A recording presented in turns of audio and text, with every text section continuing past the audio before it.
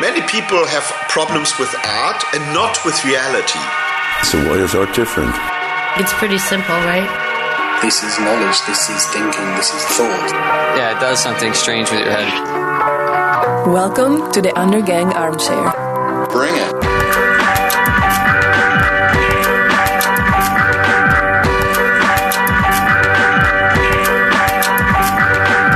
All right, welcome to episode 55 of the Undergang Armchair podcast.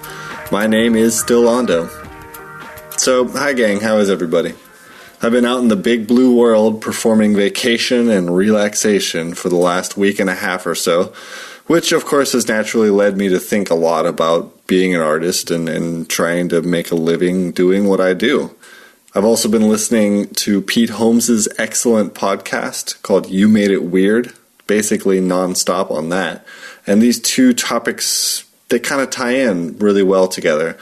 Pete's show is very much about self-awareness, human behavior, the betterment of self. It could all be very hippy-dippy, but if you're into that sort of thing, then it's great. And the truth is, I really respond well to thinking about our patterns and behaviors and, how to utilize them.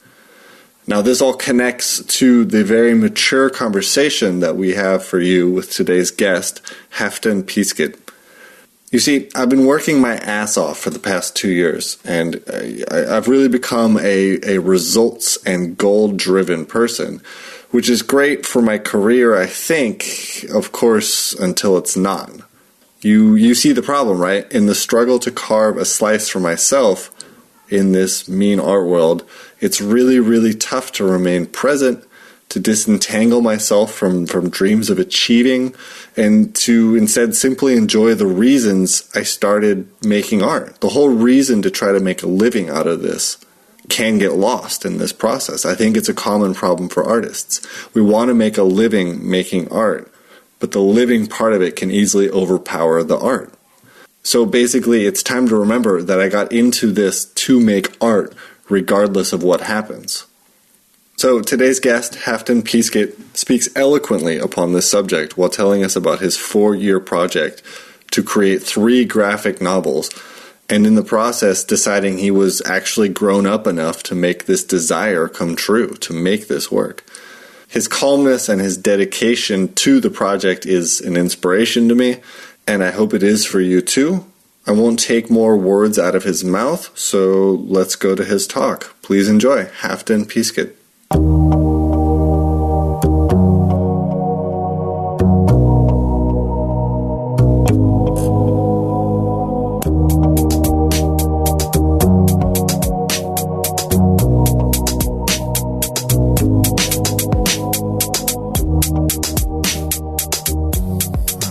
Reading the sample pages from Kakerlak. That's a cockroach, right? Mm-hmm.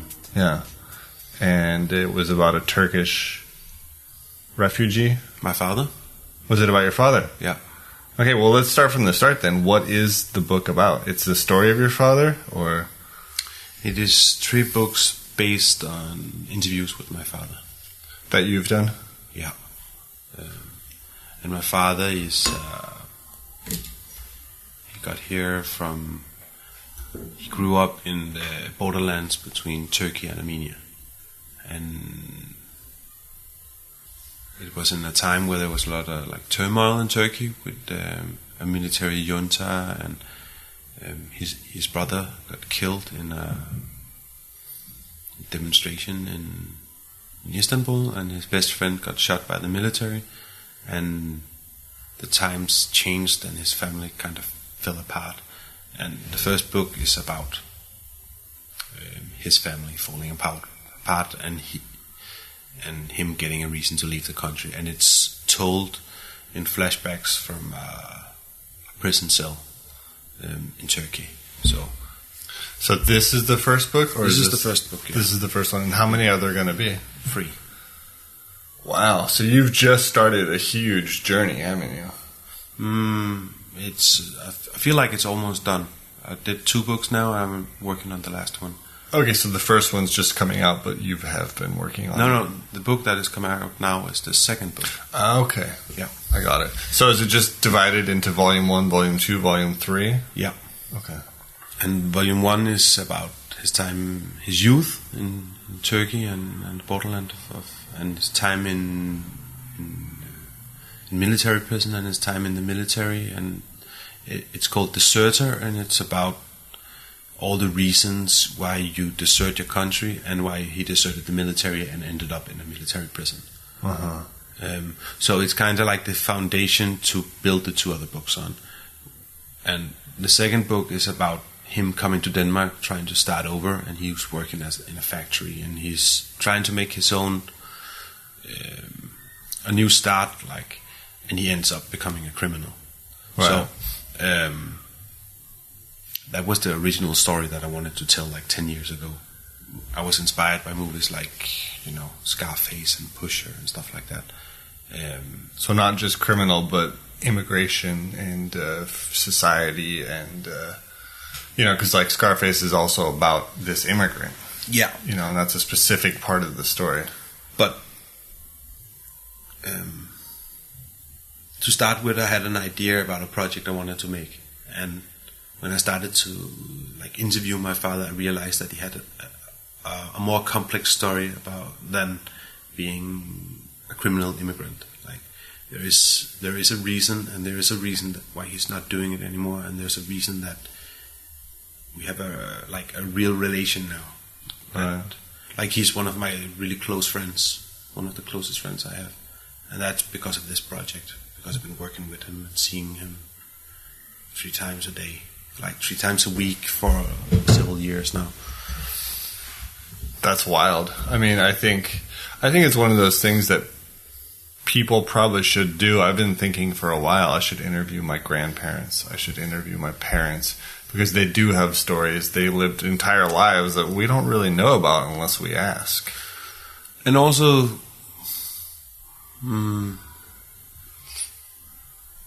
I realized when I started interviewing my father that I didn't really know him. I think that's kind of the biggest thing, that you don't know your parents and you don't know your grandparents, or you know your friends and you know perhaps your sister or brother or something like that, but your father and mother you don't really know, or at least I didn't. Right. Well, I mean, you don't share an experience with them like you do with your friends. With your friends, you grow up together, or you go through the same experiences and develop together and talk about it. Whereas your parents already, they're a whole generation ahead of you, so you share the experience of you growing up, but nothing else really. And so it seems like. But there's also the fact that he's speaking another language than me, so we don't have a shared language. That I think that removes a lot of the things you take for granted about, I know my mother in a whole different way, even though I didn't interview her for several years. I know the way she thinks, and I know that I could talk to her to understand her in another way than I can with my father. And she's Danish? Yeah, and my father, he speaks Danish, but it's kind of like how I speak English. It's very it's a minimum. Right. Well, I mean, Danish is such a terrible language to learn. Yeah, I mean, language is, of course, a strange thing. I grew up in America. My dad's Danish. My mom is American. So, I mean, my dad, of course, spoke good English. But did you do the interviews in Danish then? Yeah. And was that a struggle to just even communicate the right feelings and understand each other correctly? And no, but there's a lot of things that is hard to talk about. My father is from a culture where pride is number one, and the interviews are not based. It's not this is an interview. But the thing I had with him was eating and watching the television, and he told a story, and seeing him looking out of the window, not talking, the way that he looked told me more than the good stories he told about how much snow there was back in his home country, or how much money he made. It's kind of you have to look at the thing that he said and then interpret it into being an action or a series of events. So it's part his story, part my me putting feelings onto it, like me trying you're interpreting and feeling it. And then there's a historical perspective also with the stuff in Denmark, that I have a story I want to tell, and it has to correlate with the history of the time. So it's more my project than it's his. It's based on his interviews and his life story. Right. I mean, I guess you're very aware of the fact that no matter how honest the discussion is, it's two people. It's never just one. You know. And it's also like him telling his story as he remembers, or like how he want me to know his past. Right. So, and he smoked hash all his life. So I think he lost a lot of his story.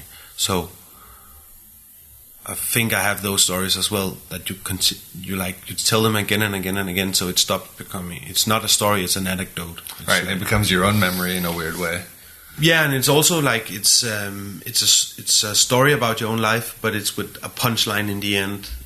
To like, see if I can find an example.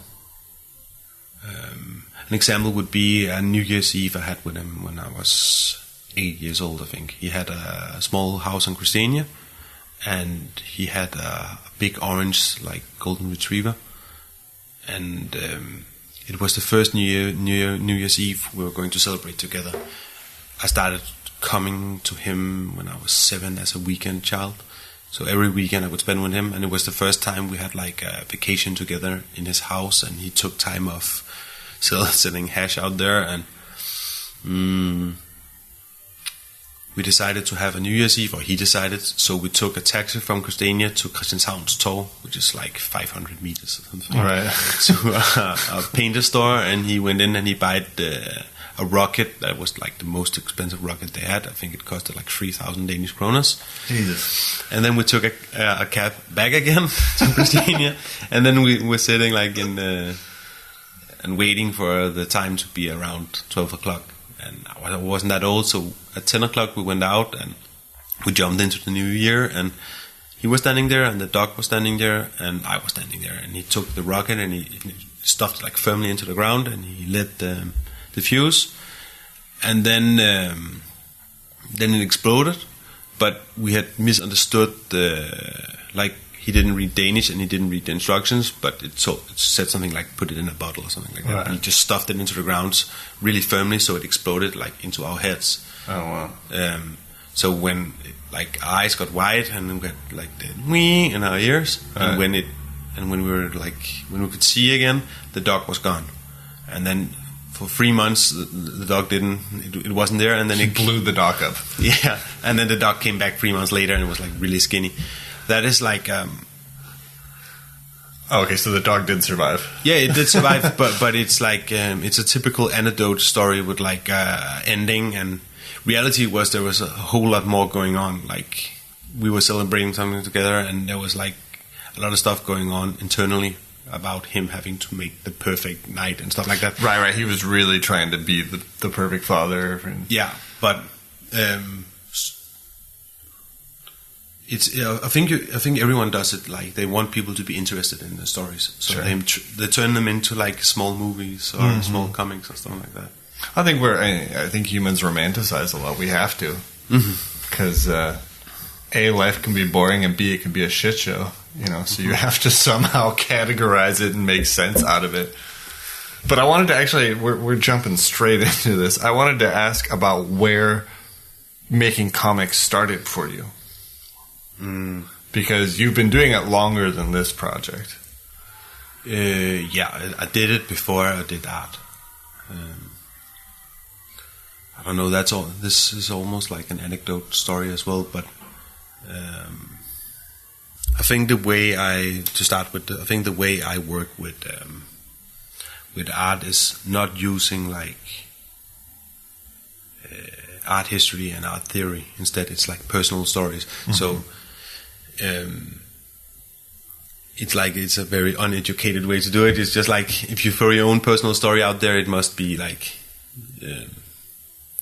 good enough. It's kind of hard to explain, but yeah, but it's also a relationship you develop with some sort of method of expression.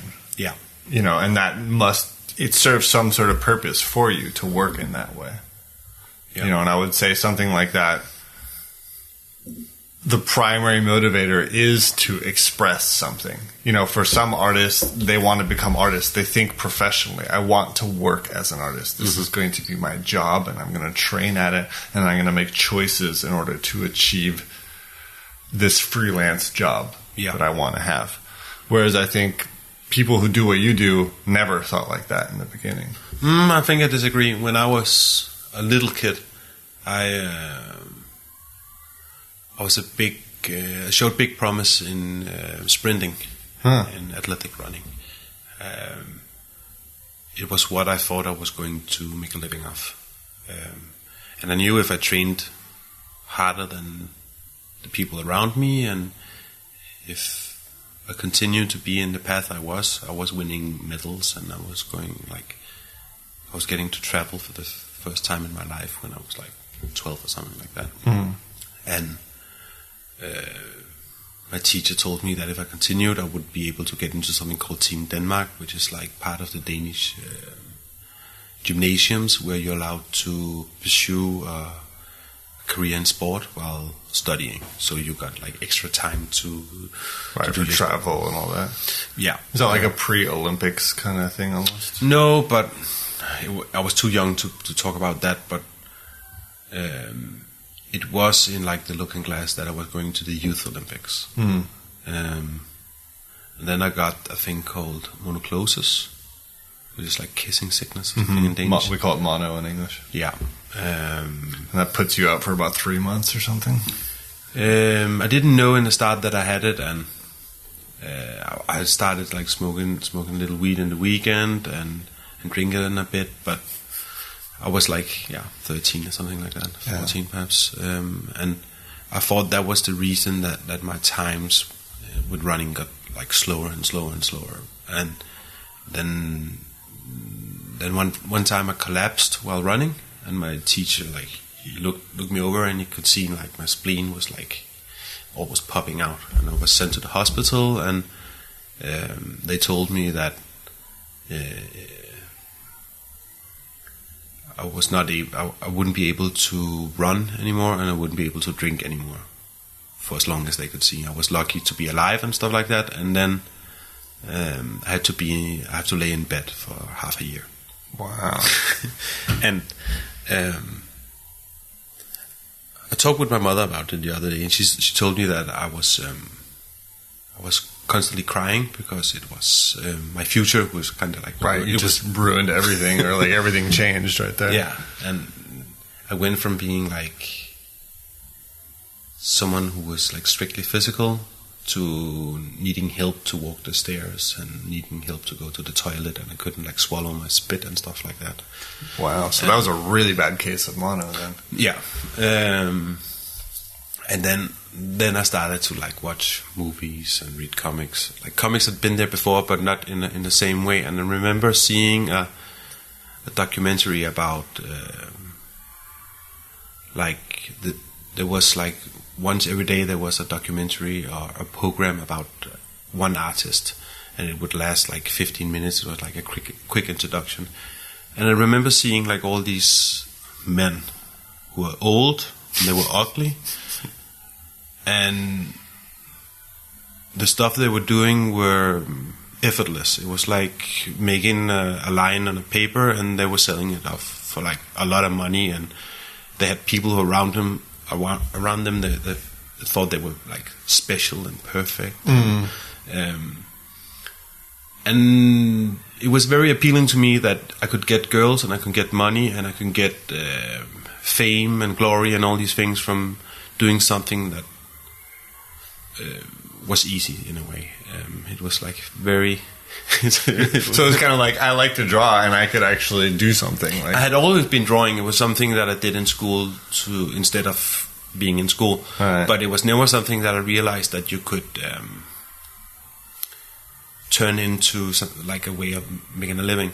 Right. So the way I did it was from the start having an idea of art in the same way as sport, that if I trained harder and longer and did more, at some point I would be better than the others. Interesting. The people I went to school with, there was 2 other guys who were better at drawing than me. And by the time that we ended school, I was like in another league than them. Right. And 2 years after finishing the first school you go to in Denmark. Elementary school. I think you're 15 when you're done. Okay, right. Grade school. Yeah.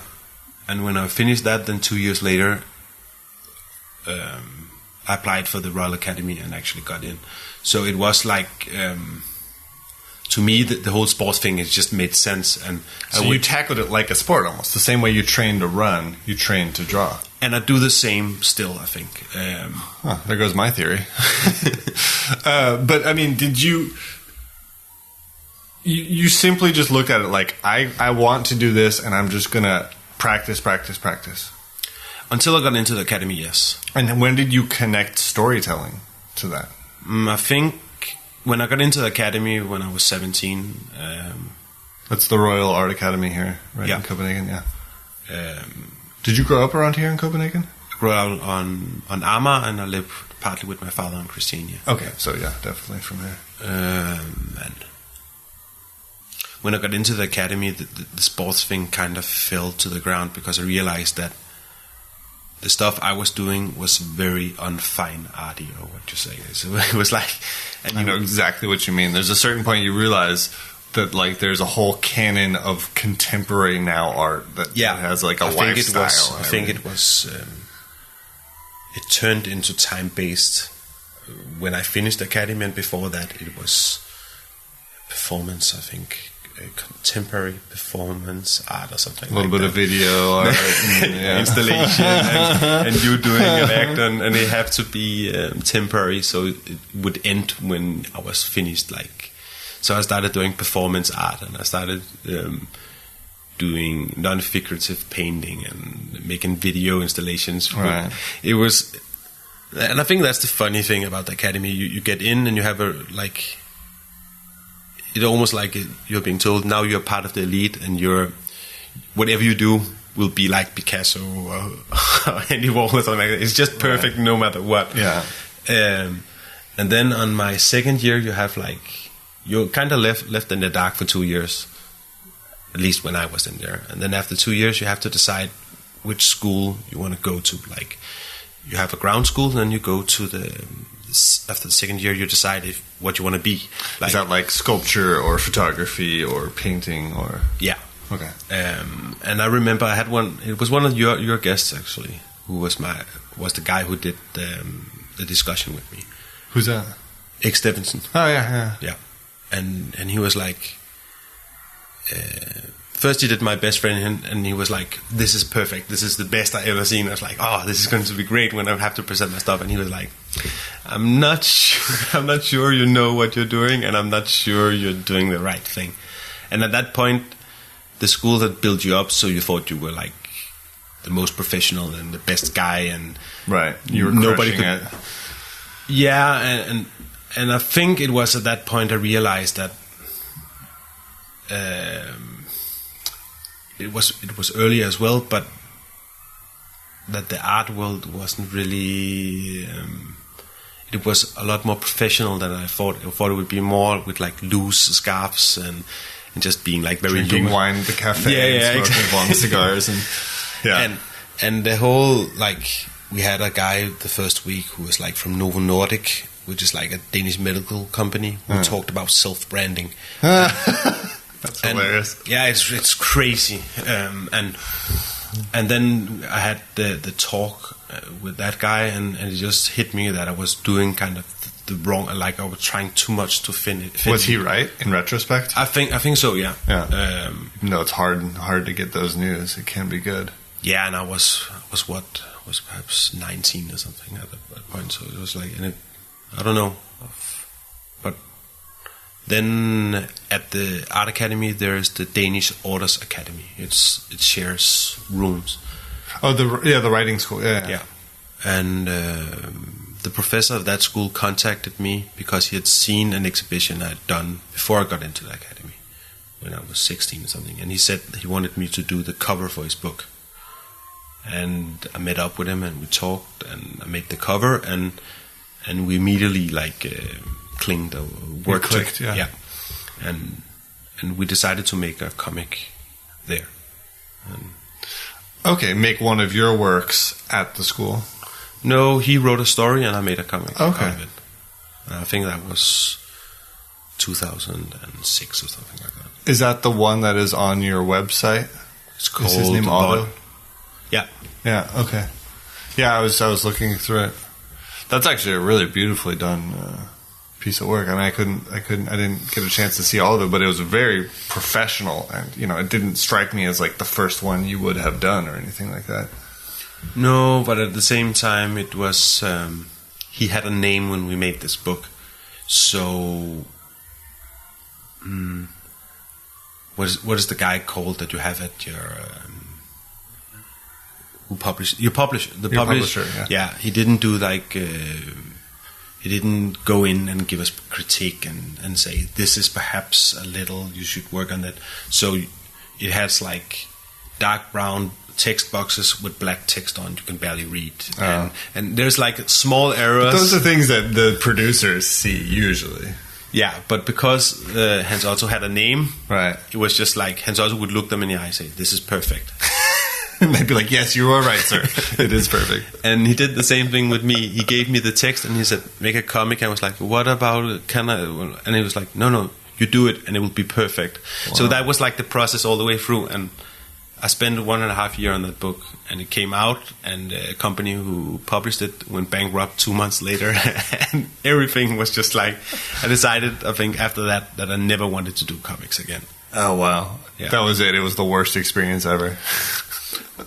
Back then it was, but now in hindsight, I can see that it was probably the thing I ever did that I learned the most from. Right. Yeah. I mean, eating shit can be a really, really helpful experience. And I think that's been my experience with art, like from the start, that you have this idea that you're like young and you're doing something, therefore it must be good. But in reality, you're just like not good. You're just like every other 19-year-old who's making art. And perhaps you're drawing a little better than another guy, perhaps you're painting a little better, but in reality, if you get success, it's because other people is telling you that you have success or someone picks you up. In reality, you're not normally that good, or at least I wasn't. Yeah. So I think with this book, now I've been working 2 years every day from morning to like evening on the same thing. And I've been realizing for the first time in my life that I'm actually working, and it's not fun. And I remember seeing like a video with Mike Tyson the other day, and he's sitting and he's big and he's looking at the interviewer and he's telling him, it's been since I was young I put the idea of being like having to be happy on the shelf. Like if you have something you want to achieve and if you have a goal, you have to be willing to lose your pride and lose your like status, and you have to drop the idea of having to be happy all the time. Of course, it's like a good goal to be happy, but to reach a goal, you have to realize that it's not going to be fun. And that was what I was doing before. I was working with art where it had to be fun. If something was hard to draw or if something was out of my comfort zone, it's very easy to decide from a day-to-day basis what to work with and just avoid the stuff you're finding hard. Right. With a continued story that you work for like several years, and it's like hundreds of images, you can't really avoid the stuff you're not comfortable with. And at the same time, it's a personal story, and that's the same. You can't avoid the stuff that is... I really had like confrontations with my father where... he would yell at me and I would cry and I would feel like weak, and he would like call me a weak Danish kid because I couldn't stomach. There's like it's a process. It's a process, and I think it's very easy to. There's a big difference between working and not working, I think. Yeah. No, I mean, that's one of the things that keeps coming up the more people I talk to, is that at a certain point, the idea kind of like you had, that it would be easy and romantic and you'd wear a beret and smoke long cigarettes, exchanges with this choice to just work no matter what.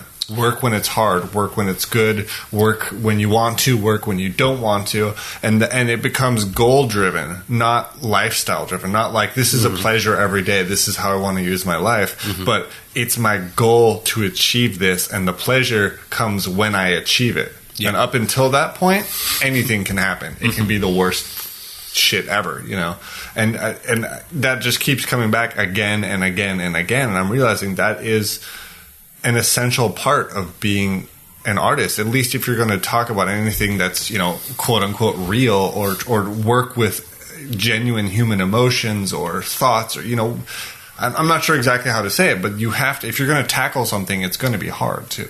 Yeah. And for people to feel it, it also has to be hard, I think, in a lot of cases. Yeah, I just think I agree. Yeah, I mean, I guess maybe you have this idea that it's easy for some people, but like I read a biography of Picasso. He, every morning from about 9 till noon, his wife had to sit with him and say, "You're not the worst artist ever. This isn't terrible. You can do this. You know, your friends aren't trying to stab you in the back." He would start every day thinking it was the end of the goddamn world, and then by afternoon he'd be like, "Oh no, you're right. I'm Picasso. I can do this." You know, even that man, the first really famous living artist, at least in our modern times, hated his life every morning for 3 hours. You know, and that's just, I think that's just kind of the nature of it. But I think because of the whole sports thing, I have it easier because I don't see it. I don't wake up. If I have a hard time, it's not because of my art. I see my art as something that, if I work hard enough, it will be fine. If, like, I try as much as I can to remove luck from the equation.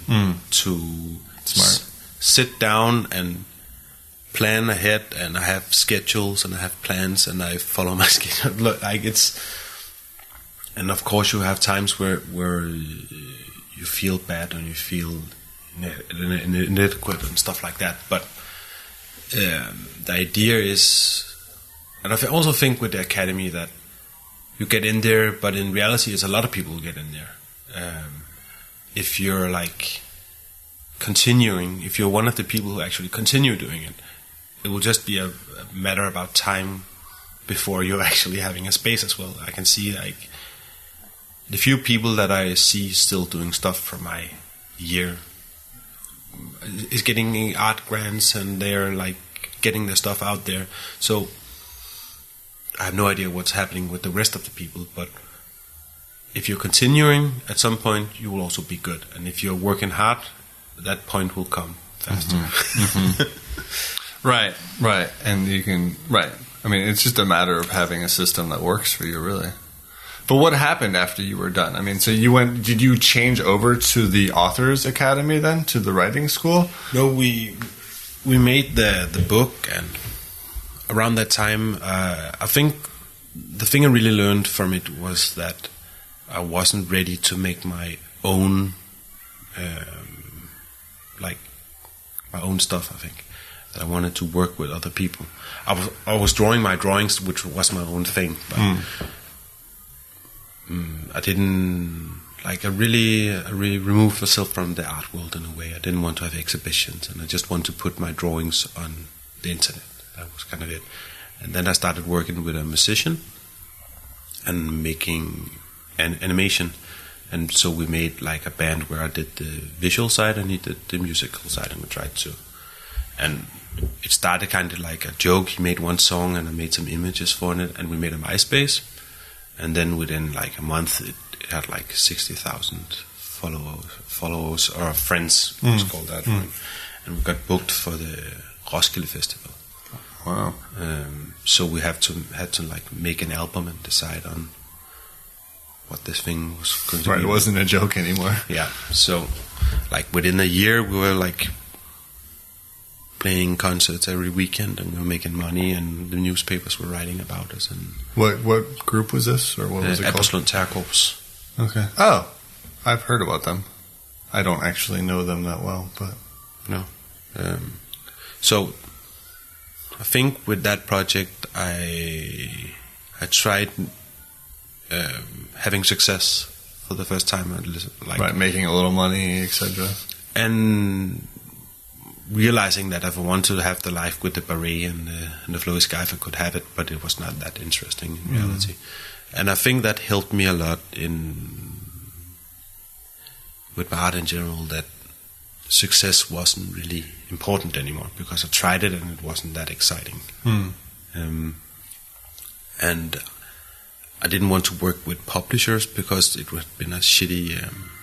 I think it was like 3 months ago that I sold the last copy of that comic. I had all the books at home. I had like 1,000 books in crates for years in my house. Those are the angriest boxes. Those boxes filled with I have a stack of posters I made that are like getting on towards 8 years old, and I haven't sold basically any of them, and it just sits there and stares at me, Yeah. But you sold them. That's good. Yeah, it's nice. Eventually, gives me hope. But then I started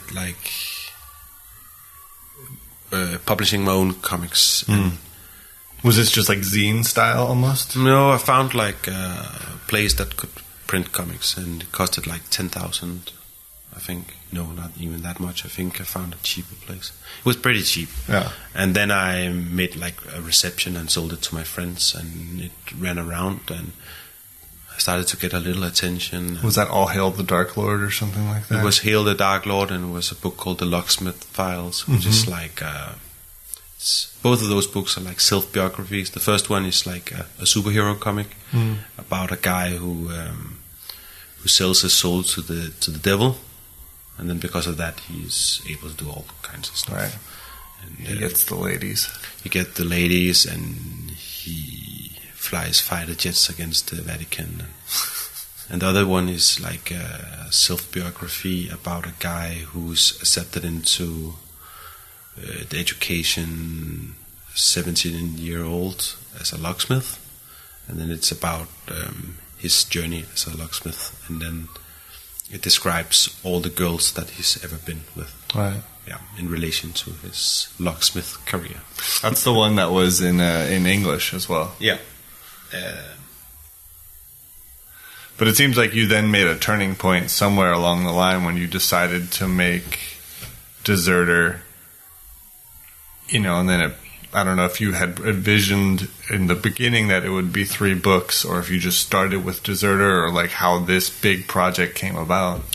There's through your life, there's all these kind of things that happens, and it's hard to point down and pick the exact point. Like there was a point when I was a teenager that I hanged out with criminal people in Arma. Like they were just, before I became sick, I hanged out with people who were smashing windows and perhaps stealing a bike or stealing a bottle of liquor in the store. And after half a year that I was aware, when I got back, they they walked around with knives and they were mocking people, and two of them had gone to jail, and I was like, I couldn't fit in there, and I found some squatters in Nørrebro who gave me some paint, and I started painting out there, and I got part of that environment. Was that the 69 Youth House? Yeah, stuff like that. Yeah. And that was a big turning point, and some time after... was that also a feeling of finding a community? Yeah, and finding a place where you belong. I think I never felt like an immigrant. I never felt like someone from a lower class in society, something like that.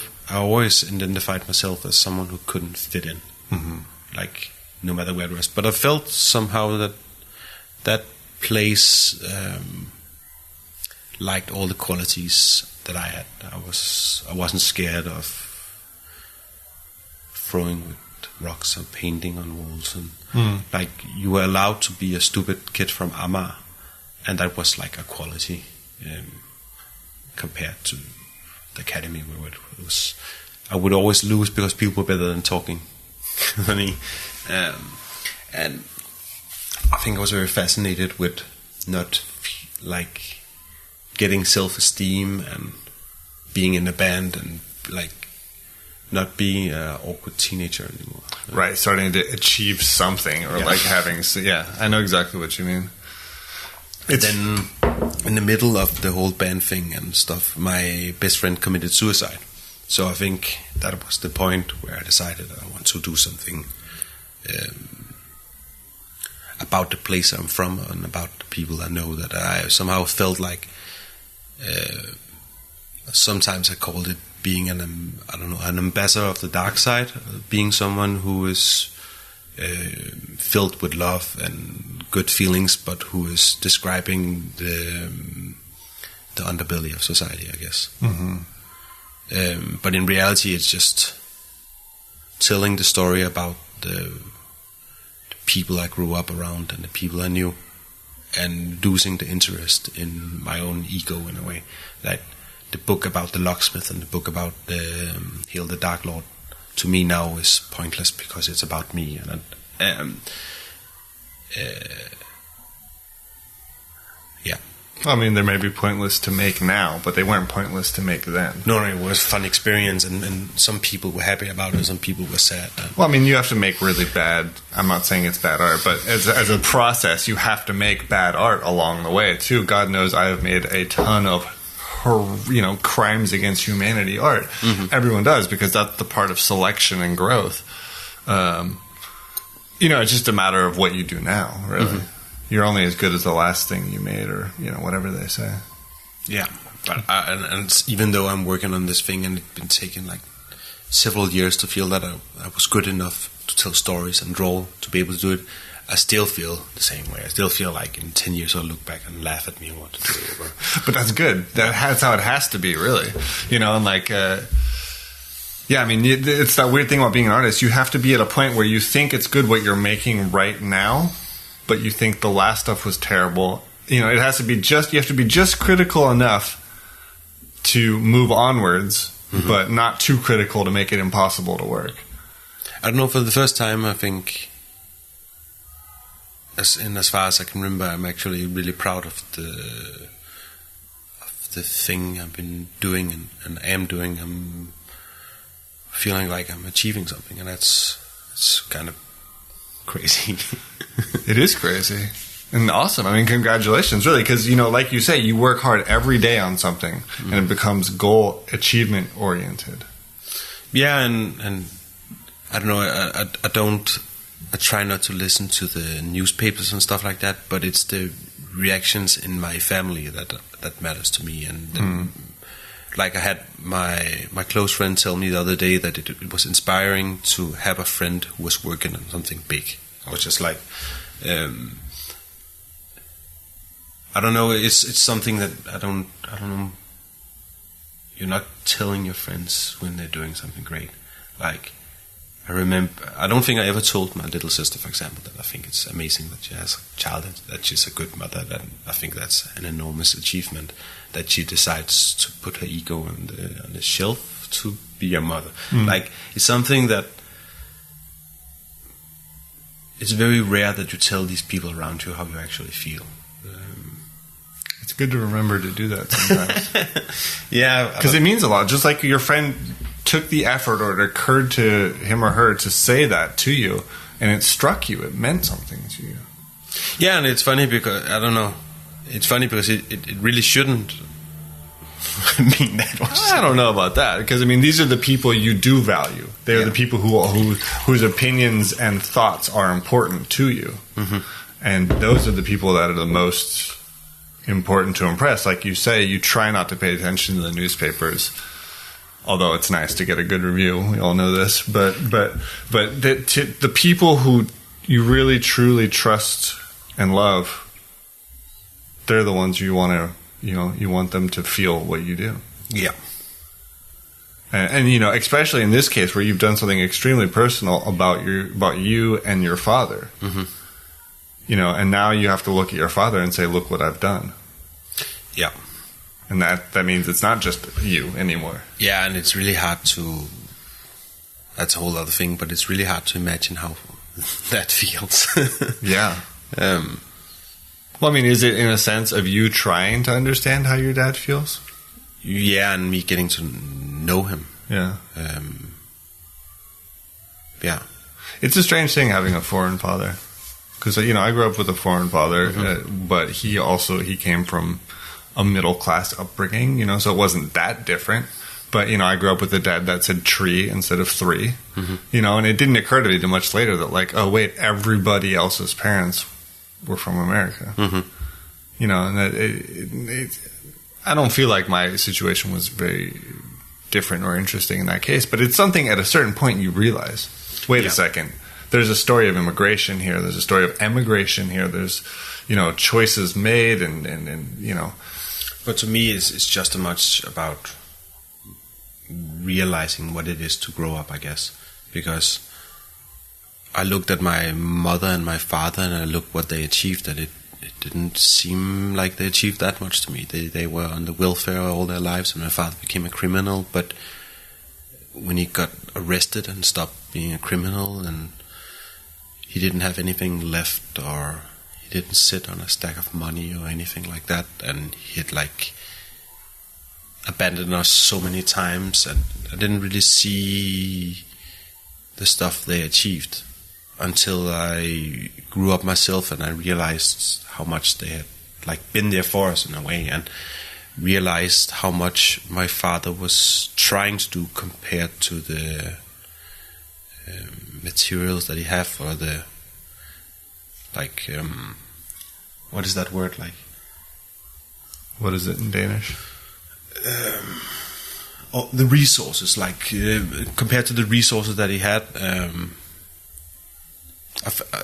so the book is also telling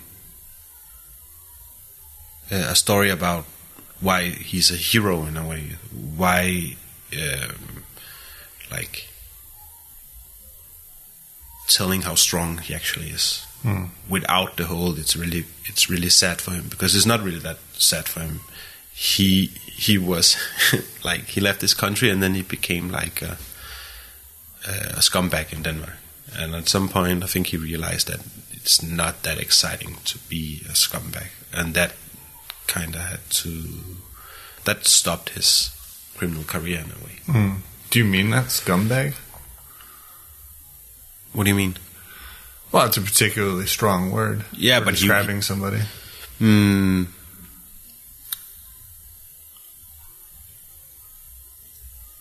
I think the number one like quality or trait with criminals that is the reason why I never could become one, is that you have to be able to switch on and off emotions. Like, I've seen him go from being a gentle, kind father to be a scumbag in like a second. Never to me, but to people who are in his way. Right. That's their business, I guess you could say. Yeah. They have to become professional at a moment's notice. And it's a funny thing with Christiania that it's kind and it's warm, but it's got a shady flip side. Yeah, no, I always feel really weird about Christiania. I love going there and sitting on the lawn by the water and hanging out and, smoke a joint or whatever. But you go to Pusher Street and you realize these are career criminals. This is no joke. This isn't just hash-growing hippies who are selling their stuff. This is an enormous cartel business almost. Yeah, but I don't really know that much about it because... Well, just the feeling I get when I'm there. Yeah. The time when my father was out there was very different. Right. And I was a kid and I saw it in a different way. Right. Yeah. But let's get back to the choice. I mean, you were mentioning that your friend committed suicide and this was a wake-up call for you, or at least a turning point. It changed something for you. Is that around the time you decided to make these graphic novels about your father too? No, when he died, I don't think I did. I decided that many things. I was just sitting at home and I was feeling really terrible.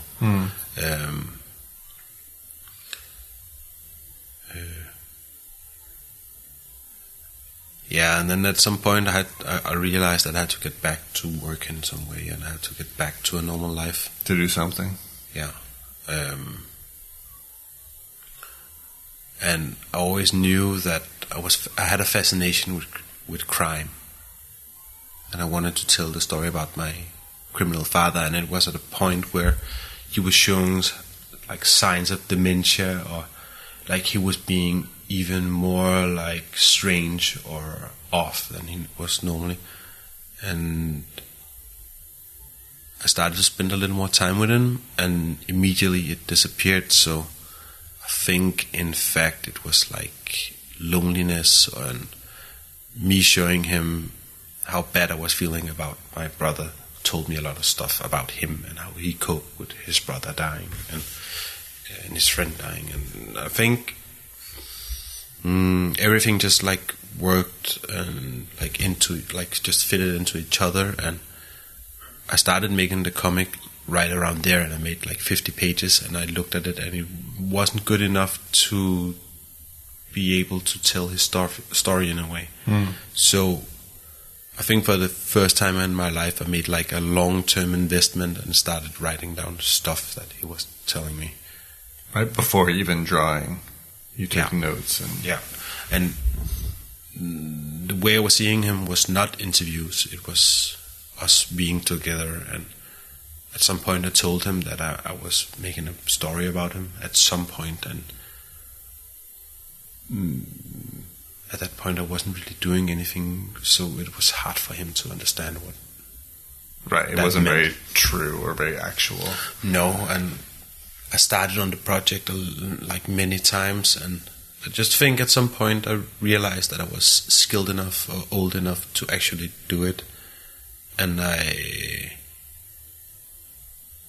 set aside, I think, 4 years, which is now the 3rd year. And 2 books are done, and I have the last book to do.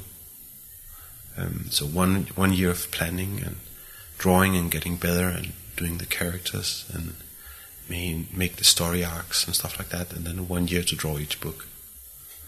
So it's been, you knew from the beginning that this was a big project. Yeah, but I had no idea of what that meant. Right, thank God. When I made the first book, it was kind of fun, half of it, and then I realized how much more work that I had in front of me. But I don't know, my perception of time has changed radically from this as well. How so?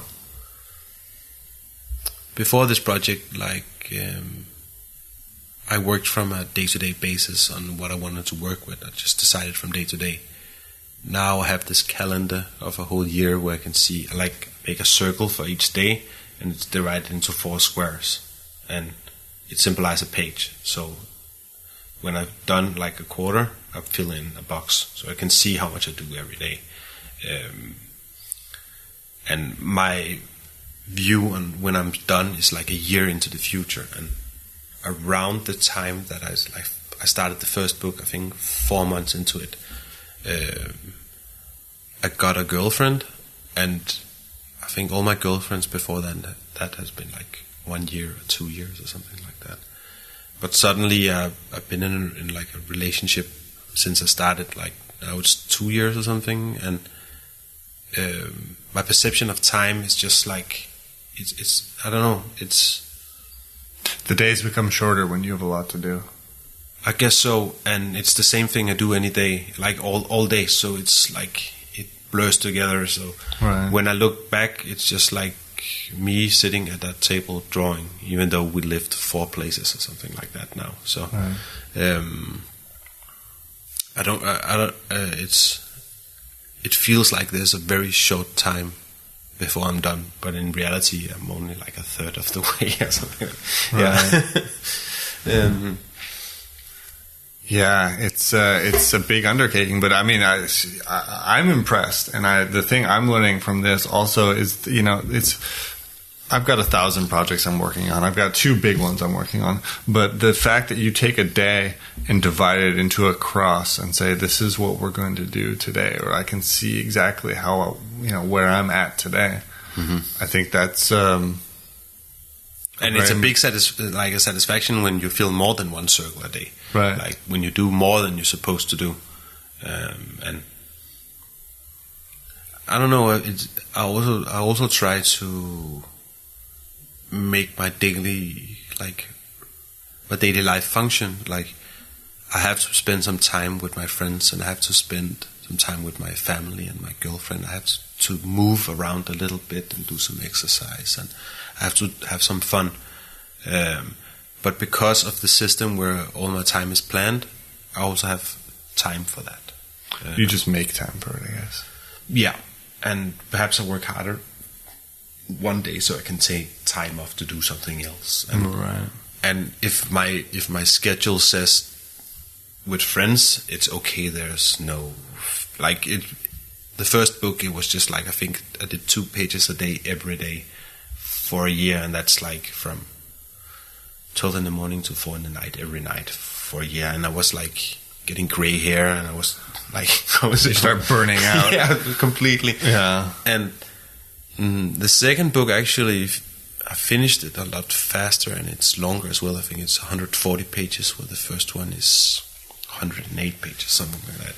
But that was just due to like better planning and actually getting more energy from relaxing a little with your friends. And I value the friends who are still my friends a lot, because I've been away for like Right.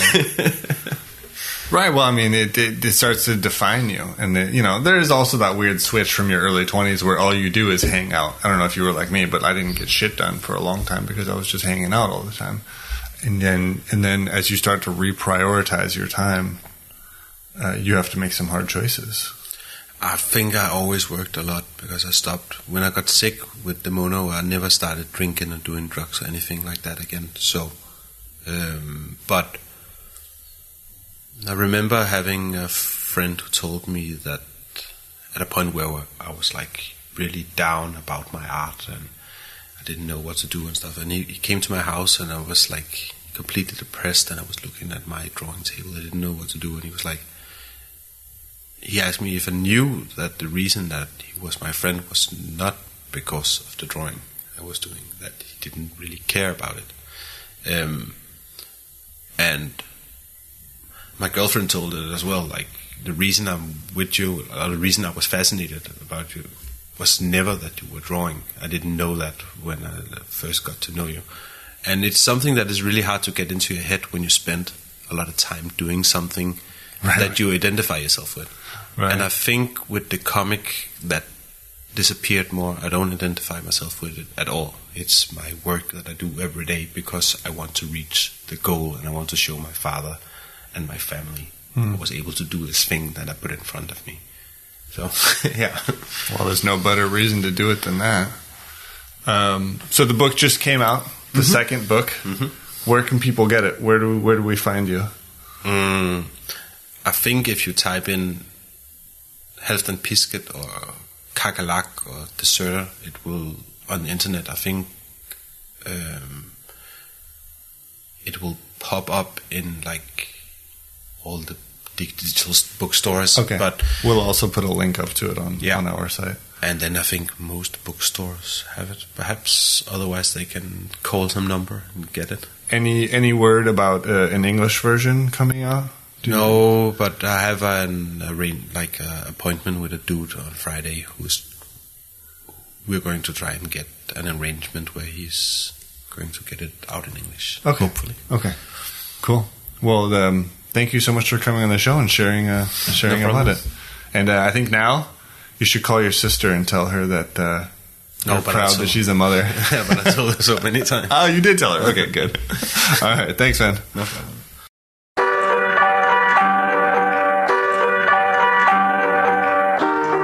All right. Thank you for listening to this episode of the Undergang Armchair.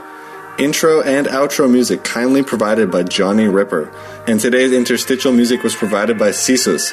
You can find links to their music and all other things Undergang related on our website, undergang.net. This show is produced in part with the kind support of the Danish Arts Council.